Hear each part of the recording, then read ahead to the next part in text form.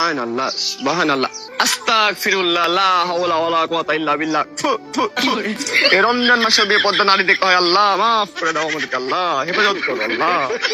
তো যাই হোক বন্ধুরা, বর্তমানে তরমুজ নিয়ে যা শুরু হয়েছে সেটা তো বলার ভাষাই রাখে না। আমার এবার ছিল বাজারে মধু আনতে, আর এই তরমুজুলা কাকুরাম তরমুজকে এমন ভাবে মধু মধু বলতেছে যে এটা শোনার পর আমি কনফিউজ হয়ে তরমুজ এই বাসায় কিনে আনলাম। বাসায় আসার পর যেটা হলো সেটা আপনাদেরকে নাই বললাম। আর এইদিকে তো কিছু কিছু তরমুজ ব্যবসায়ী কিরে কিরে করতে ভাইরাল হয়ে গেছে। আর বাঙালির যে কত ভাবে ভাইরাল হতে পারে সেটা যদি এই দেশে না বাস করতাম তাহলে কোনোভাবেই জানতে পারতাম না।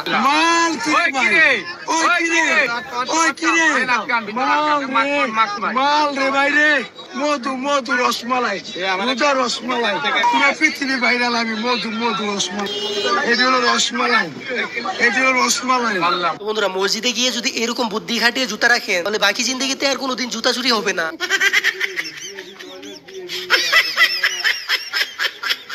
আর ইনি তো প্রস্তুত হয়ে আছে সারপ্রাইজ দেওয়ার জন্য। আর এরকম ভাবে সারপ্রাইজ দিতে কি আপনি কাউকে দেখছেন?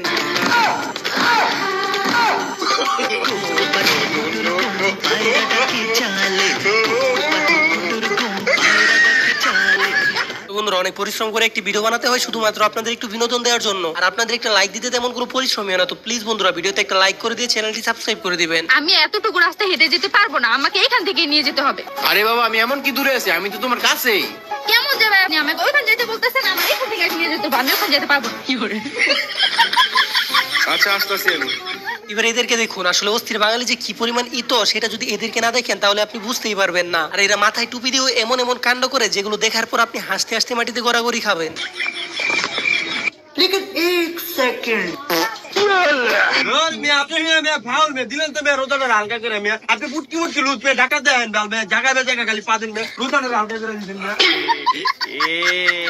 আর এই ব্যক্তি হচ্ছে ইতিহাসের সেরা একজন বুদ্ধিমান ব্যক্তি, কারণ সে সরাসরি মারতে পারে না। এইরকম একটা বুদ্ধি অবলম্বন করলো যে এটা সত্যি অনেক বেশি হাস্যকর ছিল।